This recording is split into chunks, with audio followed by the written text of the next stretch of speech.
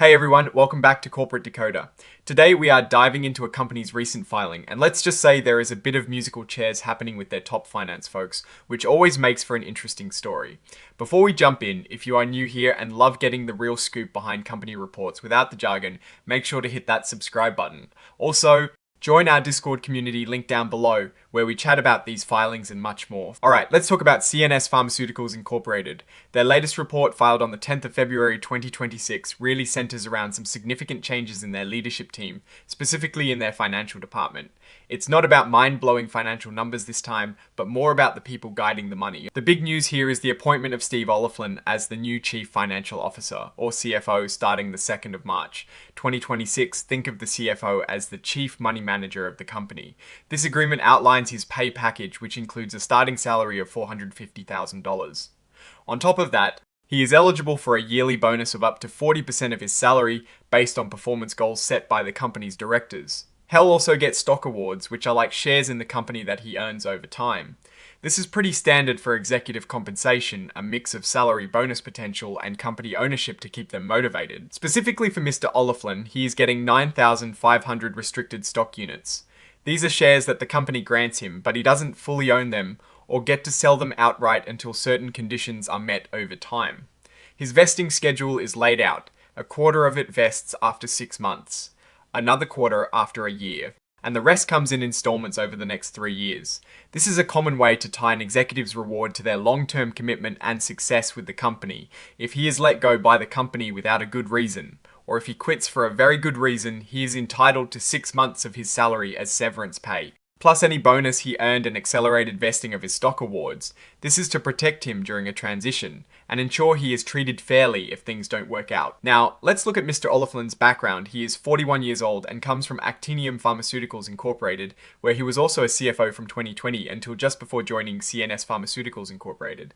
Before that, he held other finance roles there as well, starting in 2015. He also has experience in investment banking, which is where people help companies raise money or manage mergers. He's got a solid background in finance and corporate development.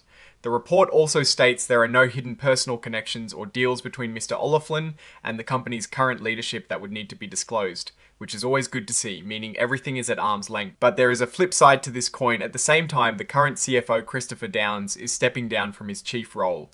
He's agreed to transition into a new position as Senior Vice President of Finance, also starting on the 2nd of March 2026. This means he's not leaving the company, but is taking on a different, likely less senior role. His new role comes with a base salary of $350,000 and a bonus target of 30% of his salary, along with eligibility for stock grants. If his employment is terminated by the company without cause, he will get 6 months of severance pay as well. This situation, where one executive takes over and the previous one moves to a different role, is often called a planned transition, and it can happen for various reasons, from restructuring to new strategic directions. These employment agreements are pretty detailed, and this is just a summary. The full documents are available if you want to dig into every single clause, but for our purposes, we've covered the main points of these leadership changes and the associated compensation. Now, moving on, the report also lists the exhibits filed along with it. This is basically the paperwork that supports the information in the report. We see Exhibit 10.1, which is the employment agreement for Steve Oliphant, the new CFO, and Exhibit 10.2, the agreement for Christopher Downs, the outgoing CFO moving to a new role. There is also the cover page interactive data file, which is like a digital format for easily accessing the report's key information, especially for financial data. Finally, the report is signed off by Chris Downs himself in his current capacity as Chief Financial Officer, dated the 17th of February 2026. This is standard procedure for these filings. So what is the big takeaway here? CNS Pharmaceuticals Incorporated is making a clear shift in financial leadership. The hiring of Mr. Oliphant signals a potential new direction or a desire for fresh expertise at the top finance position. The transition from Mr. Downs into a senior vice president role suggests the company values his experience, but wants to move in a new direction with its top financial strategist. While there are no specific financial tables to dissect in this particular report, these leadership changes are crucial because the people in charge of finance can significantly impact a company's strategy, its financial health, and its ability to attract investment. This move could set the stage for future financial performance. And it will be interesting to watch how Mr. Oliphant shapes the company's financial future and how Mr. Downs contributes in his new role. Looking broadly, CNS Pharmaceuticals Incorporated is in the healthcare sector, specifically focusing on pharmaceutical products. Companies in this space often face unique risks and opportunities, from drug development pipelines and regulatory approvals to market competition. The CFO plays a vital role in managing investments in research and development, navigating funding rounds, and ensuring the company's financial stability as it progresses through these stages.